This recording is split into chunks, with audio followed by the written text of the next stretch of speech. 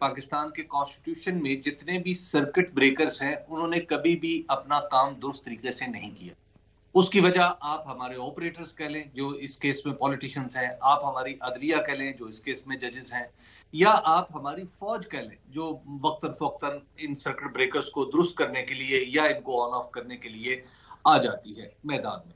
अब जस्टिस साहब को, जस्टिस उमर अता बंदयाल को ये बात बखूबी इल्म है कि पाकिस्तान के जो कॉन्स्टिट्यूशनल सर्किट ब्रेकर्स हैं वो दुरुस्त तरीके से अपना काम नहीं कर रहे, और ये पहला मौका ऐसा आया है कि जहां पे 90 डेज का इंतखाब, 90 डेज के अंदर किसी असेंबली के टूट जाने के बाद इलेक्शन होना, ये पाकिस्तान में पहली बार डिबेट हो रहा है। इससे पहले तो पाकिस्तान में ये सवाल कभी डिबेट नहीं हुआ। उसकी वजह यह है कि माजी में जब भी ऐसा हुआ तो एक पॉलिटिकल पार्टी या दूसरी पॉलिटिकल पार्टी सब और फौज और अदलिया सब के सब एक पेज पे हुआ करते थे।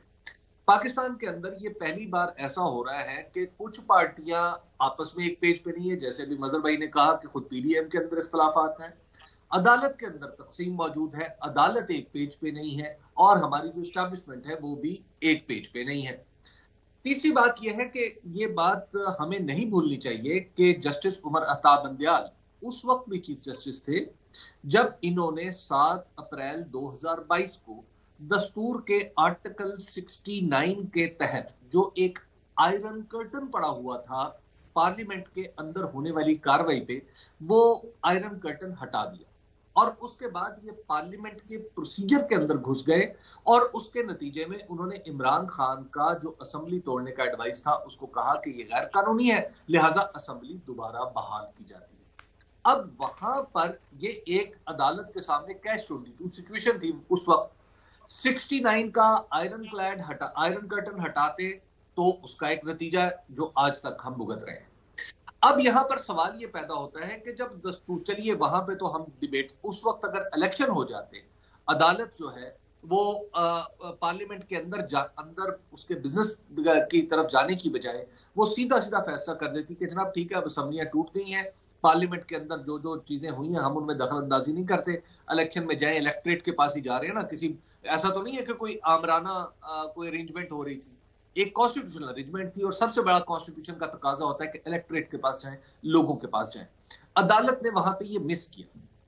अब उसके लिए नो डाउट अदालत का फैसला है, हमने मानना है, लेकिन एट द सेम टाइम मैं उसके ऊपर अपने तहफुजात उस वक्त भी जाहिर करता था, आज भी अर्ज कर रहा हूं।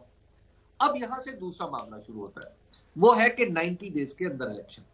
90 डेज के अंदर इलेक्शन, पहले तो आप जरा तसव्वुर कीजिए कि हम ये डिबेट कर रहे हैं पाकिस्तान के पॉलिटिकल अरीना में, पाकिस्तान के यानी पूरे पाकिस्तान को हमने एक डिबेटिंग क्लब बना दिया इस बात पे। ये हमने इतना माफ कीजिएगा मुझे इस लफ्ज के इस्तेमाल के लिए माफ कीजिएगा, ये हमने इतना बेवकूफाना और अहमकाना मुकालमा शुरू कर रखा है पाकिस्तान के अंदर। अब इसमें और ऐसे ऐसे कानूनदान यहाँ पे पैदा हुए हैं जो बता रहे हैं हमें कि जनाब पहले तो वजीर आला ने असेंबली तोड़ी, तो पहले तो उसके जवाब पे गौर कर लें। सुभान अल्लाह, यानी पार्लियामानी तारीख में ये जो सवाल नहीं उठते वजीर आजम और वजीर आला की असेंबली के तोड़ने पे, वो हमारे यहाँ बड़े बड़े कानूनदान उठा रहे हैं। अच्छा, दूसरा उठा रहे हैं जी कि जी अभी ये जरा बहुत लंबा हो रहा है, थोड़ा सा ब्रीफली करिए। मुझे माफ कर दीजिएगा। तो लिहाजा अब अदालत के सामने इसके सिवा कोई चारा नहीं है, और जैसे उन्होंने कहा मैं इस बात से एग्री करता हूं कि ये उनकी चॉइस नहीं है, उनकी मजबूरी है। और अगर कुछ लोगों का ख्याल ये है कि चीफ जस्टिस की साहब की जगह कुछ और लोग आ जाएंगे और वो आके ये समझे, वो ये बताएंगे उन्हें कि जनाब ये चॉइस है जजेस की, तो मेरा ख्याल ये है कि वो भी गलत सोच रहे हैं, ये चॉइस नहीं है। ठीक है, ये लेकिन एक तो बात है ना कि ये जो लेटर और स्पिरिट की बात हो रही है, और फिर एक जो रियलिटी है, रियलिटी में तो जो हकीकत है, जो भी लिखा है आइन में, हकीकत तो है कि 110 दिन तो गुजर जाएंगे। तो 90 डेज वाली डिबेट जो है, एक तो उस हवाले से सवाल वही कायम है, दूसरा ये कि इसको इम्प्लीमेंट कौन करवाएगा। हबीब, जैसे आपने पूरा डिस्क्राइब किया कि जी कभी फौज होती थी पीछे तो वो करवा देती थी, कभी फौज और प्रेसिडेंट होते थे तो वो करवा देते थे, अब कौन करवाएगा। और ये जो आपने आयरन कर्टन की बात की, ये डिबेटेबल है, ये आपका जरूर पॉइंट ऑफ व्यू है, क्योंकि ये आइन के अंदर इस तरह के आर्टिकल्स हैं कि जब आप आइन को बिल्कुल सबवर्ट करें तो इंटरफेयर कर सकती है कोर्ट। तो anyway that is a debatable point जैसे आपने खुद कहा, बट बहरहाल आपकी राय है सर आंखों पे। अच्छा मजर आप बताइए इसमें कि आप इसको कहाँ ये लेके चलेंगे, ये जो मामला। चीफ जज साहब आज फिर बात कर रहे हैं, लेकिन चीफ जज साहब, ऑनरेबल चीफ जज साहब जब फरमाते हैं तो हमें फिर भी देखते हुए ऑब्जेक्टिवली समझ नहीं आती कि रास्ता क्या आगे का। देखिए नसीम, 3 टियर्स ऑफ डेमोक्रेसी हमारे यहाँ 18वीं तरमीम के बाद आ गए हैं, national, provincial and local bodies. मुझे बताएं, क्या लोकल बॉडीज के इलेक्शंस में 90 डेज स्पेसिफिक नहीं है?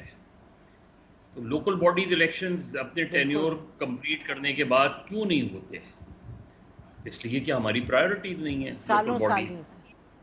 सालों साल से नहीं है प्रायोरिटीज। पंजाब में आप सोचें, पंजाब में आखिरी लोकल बॉडीज इलेक्शन कब हुए थे और उसके बाद क्यों नहीं हुए? और न सिर्फ नहीं हुए बल्कि इलेक्टेड बॉडी भी आपने जो है वहां खत्म कर दी।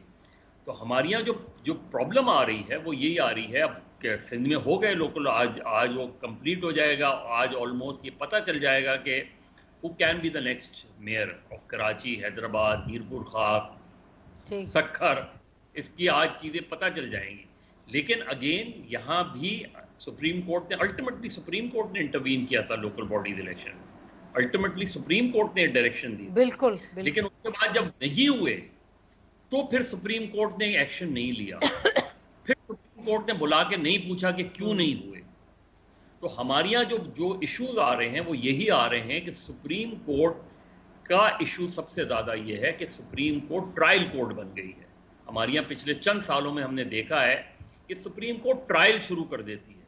सुप्रीम कोर्ट सिर्फ अपीलिंग अथॉरिटी होती है, उसे अपील सुननी चाहिए। यानी यहाँ भी अब सुप्रीम कोर्ट जो सुओ मोटो ले रही है, वो डायरेक्शन, अगर वही डायरेक्शन लाहौर हाई कोर्ट को देती कि आप 1 हफ्ते में फैसला करें, खत्म हो गई। कम वॉट में पेशावर खैबर पख्तूनख्वा में एक हफ्ते में, 2 हफ्ते में फैसला करें पेशावर हाई कोर्ट का, अगर वो है। लेकिन उन्होंने खुद ये सारी चीजें टेक अप कर ली और अब एक ऐसी जगह पे आके खड़े हो गए हैं। ये चॉइस हो या मजबूरी हो, चीज ये है कि वो एग्जीक्यूट कैसे कराएंगे। एग्जीक्यूट करने का एक तरीका तो 190 है, अब और आगे जाएं तो 245 उसके नहीं पावर उनके पास, जो नहीं 190 की पावर्स तो हैं उनके पास। 190 की पावर्स तो नहीं है, इफेक्टिवली तो नहीं है। मजर है लेकिन ऑपरेशनलाइज तो नहीं। हाँ, तो अगर इफेक्टिवली नहीं है तो फिर क्या होगा? कंटेम्प्ट प्रोसीडिंग किस के खिलाफ करेंगे आप? तो मेरा ख्याल है सुप्रीम कोर्ट अपने आप को, मुझे लगता है, हो सकता है मैं गलत हूं, मुझे लगता है कि सुप्रीम कोर्ट अपने आप को इस मामले से बाहर लाने की जो है वो करेगी, कोशिश करेगी कि इस मामले से अपने निकाले। अब उस पर दूसरी तरफ से अटैक हो सकता है। जिस तरह अभी पार्लियामेंट अटैक कर रही है, तो अगर आप इस मामले से अपने आप को निकालेंगे तो खदशा ये है कि फिर पीटीआई की तरफ से अटैक शुरू हो जाएगा। तो पीटीआई आ जाएंगे। और पीटीआई ने कह दिया कि, पीटीआई ने तो कहा है कि हम निकलेंगे सड़कों पे।